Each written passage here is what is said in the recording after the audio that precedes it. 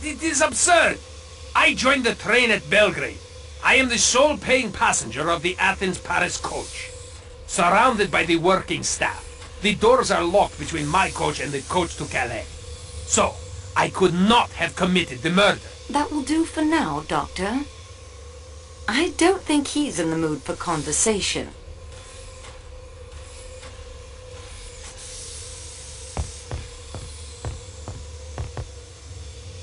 Monsieur Masterman, you were once in military service? Yes, miss, but I can't think how you could know. Love's Captive by Mrs. Arabella Richardson. Ah, yes. One of the privileges a soldier retains after he's mustered out. Access to the Royal Military Library. It's quite well stocked. Not all strategy and tactics and memoirs, as you've discovered. What was your regiment? Miss Marceau, I'm going to tell you the truth. My service is, of course, a matter of record. I don't wish to hide it. I'm quite proud of it, as a matter of fact. But it's easily researched, and the connections will be found. Connections? I'm sure you must already suspect. Yes, I knew Colonel Armstrong. I was his Batman in the war, and afterwards his valet in New York.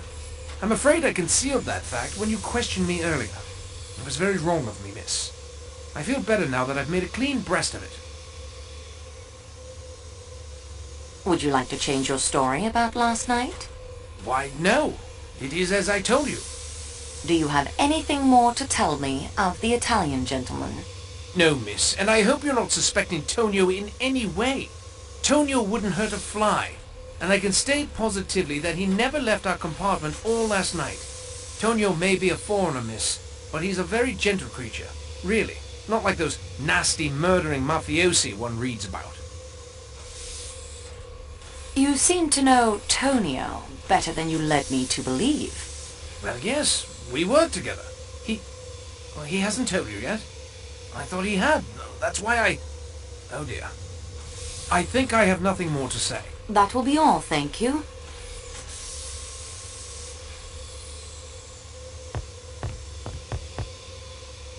Countess, I'm sorry to bother you again, but I wonder if I might have another word with you. Certainly.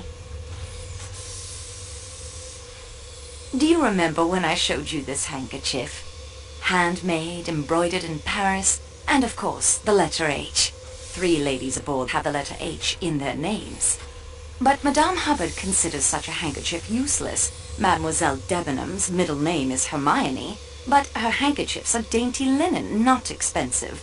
Hildegard Schmidt is a lady's maid, not a lady. Why are you telling me this? It leaves only you and Princess Dragomirov, but her first name is Natalia. It isn't my handkerchief. There is a wet luggage label on your suitcase. Oh? Pulling it back, I found the initials HMK. Well, that is fascinating, isn't it? You told me you have never been to America. I've never been to America. When you say you've never been to America, you say it with an American accent. These questions are pointless. These are observations, Monsieur Lecomte, not questions. You take too much upon yourself, mademoiselle. You are not a detective. You are a clerk in a train office, and your employer will hear how a representative of this railway treated a diplomat and his wife. Why was the grease spot added to your passport and the label to your case? My wife has told you the handkerchief is not hers. There are no H's in her name. Let that be an end to it. Why did you hide your true identity? Surely you can guess the reason. This man who called himself Ratchet murdered my baby niece, killed my sister, and broke my brother-in-law's heart. 3 of the people I loved best and who made up my home, my world. Of all the people on this train, I alone had the strongest motive for killing him. I give you my word of honor. Helena never left her compartment last night.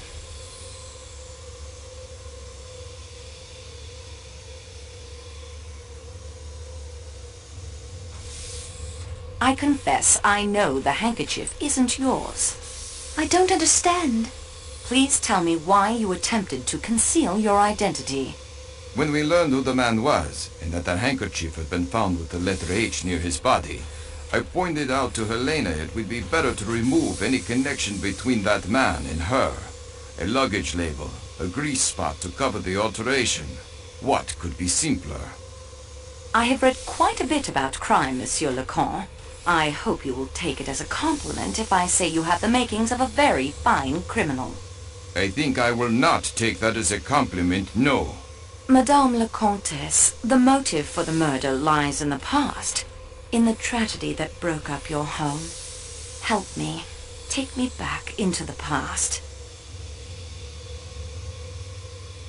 Tell me about the nursery maid who committed suicide. Suzanne. If she was involved, I'm sure it was innocently. Chatting idly with someone, giving the times of Daisy's outings. Tell me about your sister's household. What can I tell you? They're all dead! All dead! All dead! Sonia! Robert! Darling, darling Daisy! That curly hair, impossible to comb, that sweet, sweet smile. What was Suzanne's nationality? She was French. What was Suzanne's last name? I was only a child myself at the time. All we called her was Suzanne. Was there a nurse? Yes, a trained hospital nurse. New Daughter was her name. Did you have a tutor or governess, perhaps? Yes, she was a dragon. English. Oh, rather Scots. A big red-haired woman.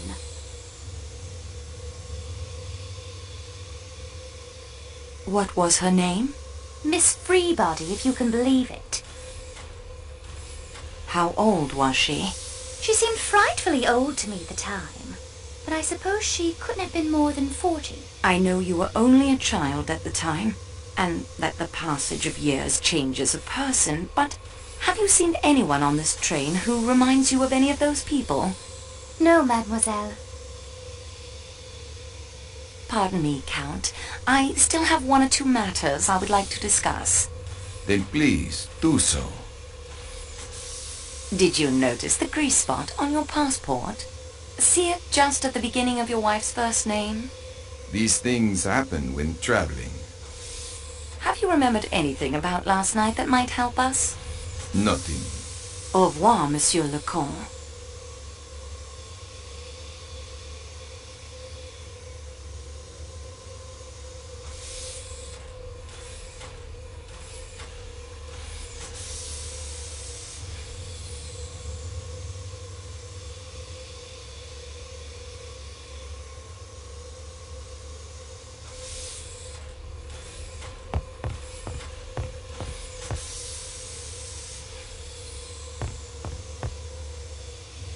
I have returned to you, Your Highness. I thought you might. I'm having some difficulty locating the owner of this handkerchief. I am sorry to hear that. If you had asked me, I could have told you it is mine.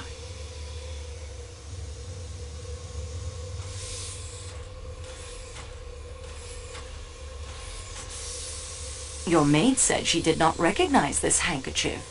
Schmidt believes in loyalty as I do. I believe in loyalty to one's friends and one's family and one's class. Yours? But, Your Highness, your first name is Natalia. I'm perfectly aware of my first name, mademoiselle. My handkerchiefs are always embroidered with Russian characters. In the Cyrillic alphabet, H is written as A.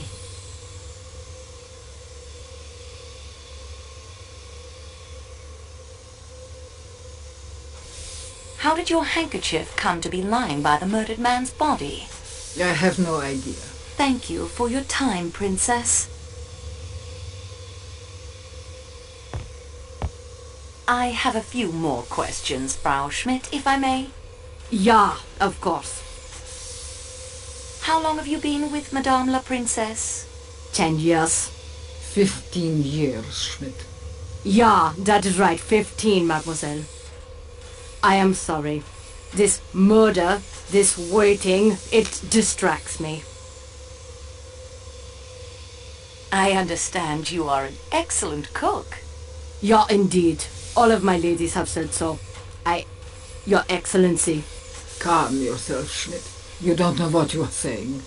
That is true. I do not know what I am saying. That will do for now, Mademoiselle Schmidt.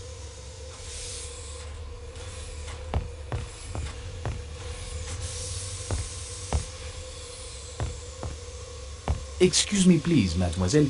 I will be happy to talk to you in a little while. Ah, dear young miss, I would like to say that despite all the calamity, I have enjoyed sharing my compartment. Thank you, Greta. But I'm afraid I must ask you some more questions. Yeah, I am thinking you must. Our gracious Father, who art in heaven, guides your hand, I think. So, I am content. I found a postcard in your suitcase. My one keepsake from that time. It is a silly thing, but I hold it dear.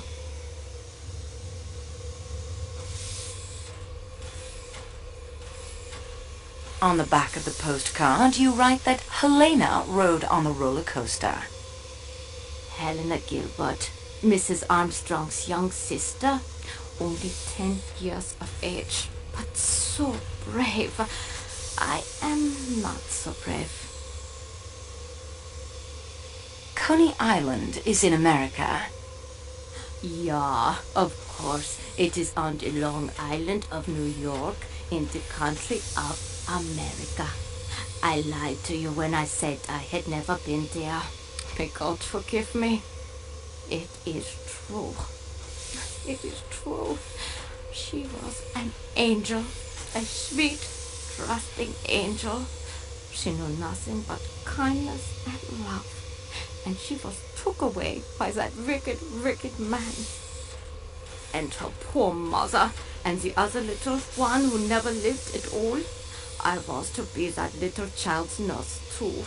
I ought to have told you, but I was afraid. I did so rejoice that that evil man was dead, that he could not any more kill the little children.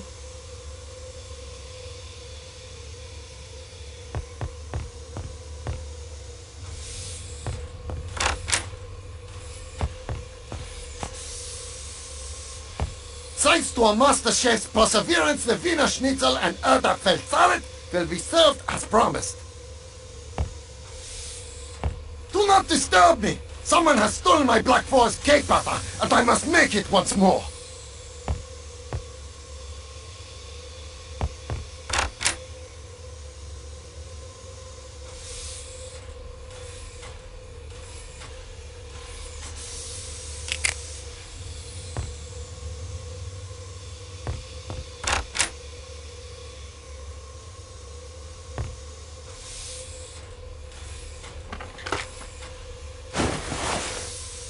The notorious scarlet kimono in your bag, mademoiselle. Well, of all the nerve. I don't need...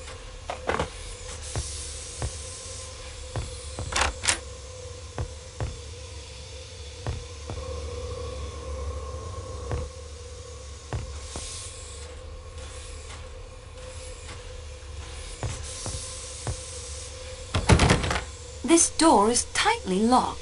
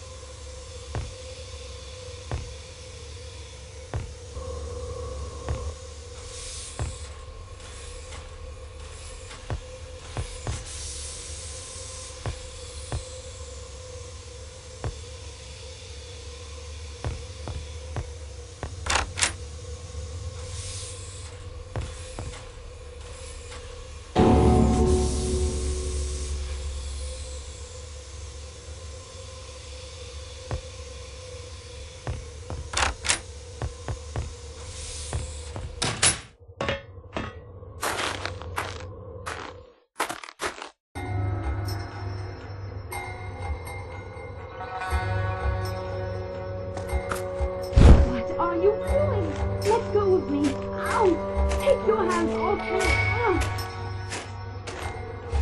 Put me down! Put me down! You will never get away with this. Oh,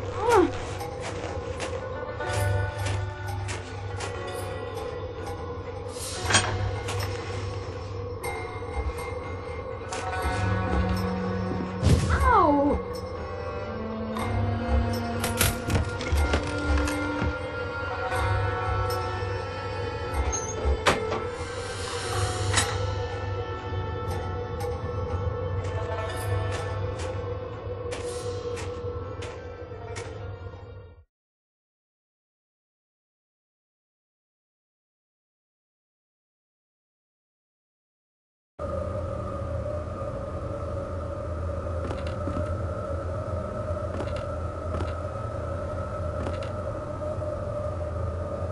Princess Dragomirov's parasol!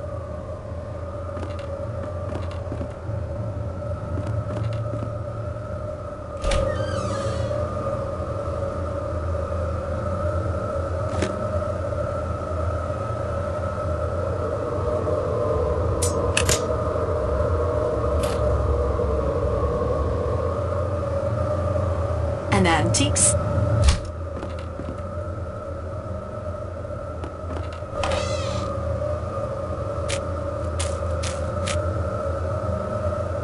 The most generous of kidnappers. Are all your belongings restored to you? I see nothing wrong.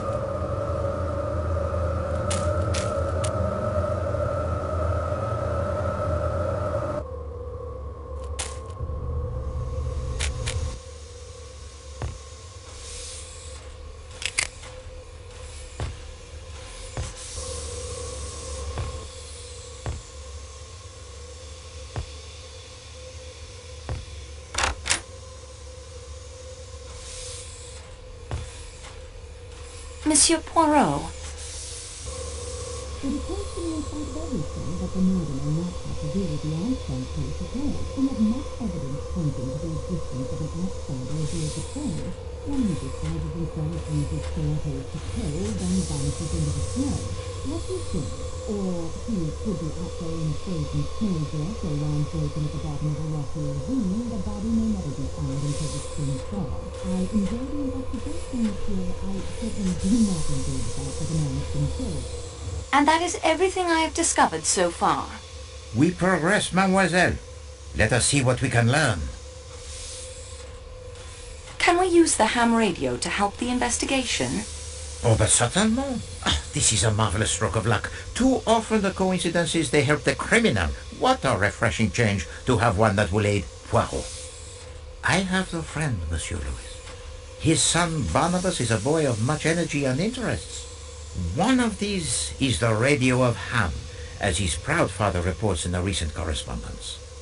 Young Barnaby can be our eyes and ears in the outside world. His letters to call are there in my valise in the letter from his father. Use the radio of Ham to find out more from him about our current predicament. Oh, he is an invaluable asset, mademoiselle. Do not forget to secure his letters, or you will not have the information needed to reach young Barnaby.